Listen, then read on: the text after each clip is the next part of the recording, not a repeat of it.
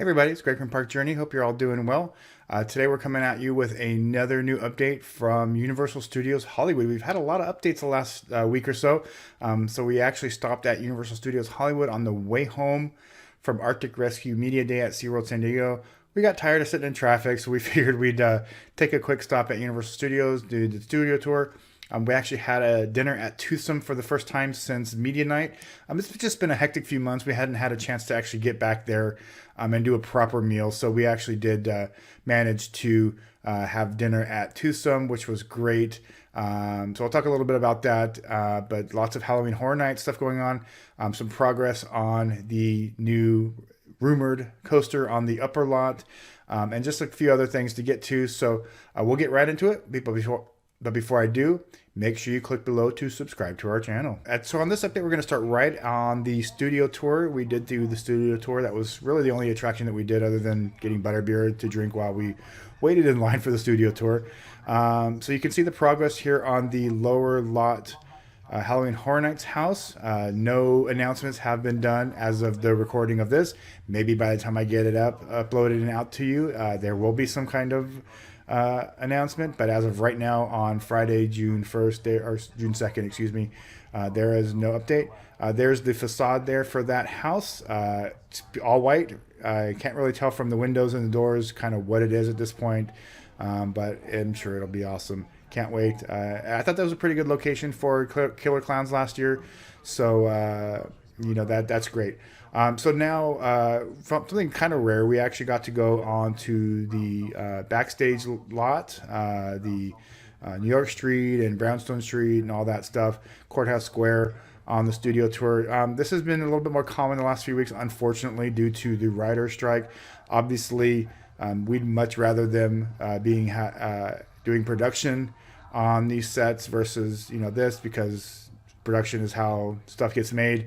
So hopefully this writer strike will get resolved quickly, and they can get back to production. But I will say it's nice to, I think this is maybe only the second or third time since the parks reopened that we've actually been able to go back here on these sets. So it was nice to see them, but the reason that we got to see them is not the best reason. But like I said, it was nice to see. So just a little bit of the back lot. I wanted to show off what it's looking like right now. Nothing really, you can't see anything getting ready for production or anything like that. Here you just have the normal, brickwork Courthouse Square and New York Street and stuff. Scene. If you want to do a scene indoors, that's when you would go to our sound stages. All right, well, I bet you didn't know you were taking. Interestingly enough, kind of going on to production, there was something going on Colonial Street. I refuse to call it that other name. So there is still some production going on on the lot, just not in this particular area.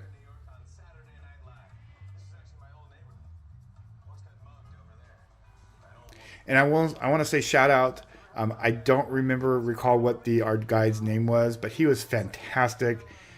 If anybody can tell from the voice parts that are in this video, when I'm not talking and I'm raising the volume, if you know who this guide is, please let me know in the comments, because he was fantastic. I'd love to get him again. He was really, really great, really, really fun.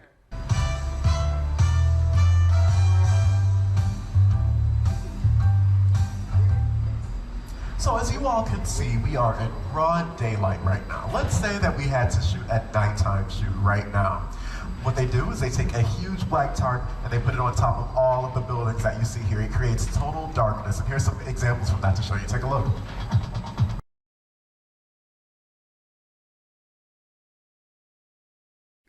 All right, so back in the park, a look on the the Halloween Horror Nights house that is behind the Mummy.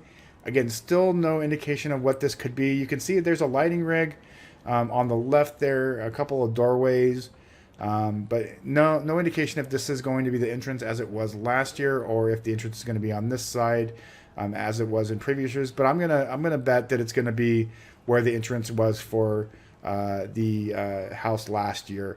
It just kind of seems that way with what they're setting up. And then a look at the house that's back on the backstage, where we saw on the studio tour. But like I said, you can see a lighting rig there. That's usually where they would have some kind of signage for what the attraction is. And then on the upper lot, they were doing some sound testing in this area a couple days ago. Shout out to our friends at SoCal 360. They got some audio and video of them doing sound testing. They were basically playing roller coaster sounds over speakers to see how far the sound traveled down. So give them a follow. Check out their Twitter feed. They had some great footage of that the other day. I'll put a link here in the description of the video to their account. They're absolutely fantastic guys. Enjoyed catching up with them at the Arctic Rescue Media Day as well. Production Central, I was hoping to get in there and look at some of the universe stuff that had been on clearance this week, but as you can see here, Production Central is closed. And if you look in the windows, I don't know how well you can see it in the video, but if you look in the windows, the merchandise is pretty much all gone. They are gutting the store, so it looks like finally Production Central is no longer open. It does not look like it's coming back. And they were actually, from pictures I saw earlier today, I'm always a day too early with these updates. They were all starting to demo the animal actor stage today. So that is going on presently. So yeah, they're moving along with whatever this is. Rumored to be a Fast and Furious coaster. Looking forward to a coaster. I'm not a huge fan of the theme, so maybe that's just a rumor based on something. So we'll see. But either way, I'm sure I'll love it. So walking through, you can see the wall here around animal actors kind of jutting out into the walkway a little bit. And then, as you can see, the park was rather busy for a random Thursday, afternoon in mid-June. But schools are starting to come out. Schools are starting to get out and things like that. So it does make sense. And then here's a look at the facade for the Horror Nights house near Paris. Again, there's a rumor that is going to be a Universal Monsters Paris maze. I will say, I don't know if this means anything, but Dracula was actually out on Paris Street, and there was a Dracula poster outside on Baker Street. So I don't know. I don't know if that means anything. Out in City Walk, there is a quote-unquote Jurassic Park 30th anniversary tribute store. Definitely not as elaborate as the one in Orlando, but some really great merchandise here. No awesome photo op like they have in Orlando, but just some really great merchandise here. I love this yellow Jurassic Park 30-year shirt. I think it's I think I might have to get that one at some point. I really do like that shirt. I don't know if yellow is my color, but I'll try anything once. Some jackets and bags, and if those of you don't know, those of you that are a little younger, jean jackets were a thing in the 90s when Jurassic Park came out, so that definitely fits.